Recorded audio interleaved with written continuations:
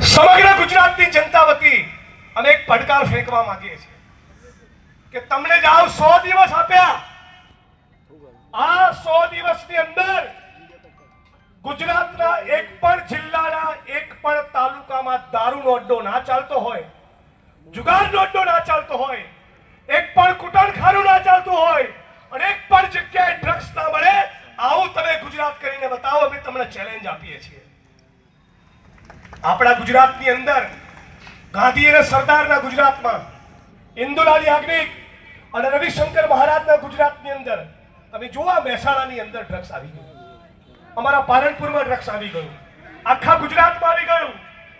આખા ગુજરાતની અંદર દરિયા કાંઠે 72,000 કરોડનું ડ્રગ્સ પકડાયું.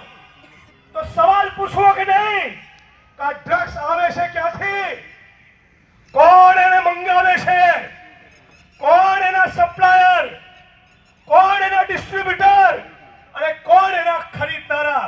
આ સવાલ ગુજરાતી તરીકે આપણે પૂછવાનો કે નહીં? પૂછવાનો કે નહીં?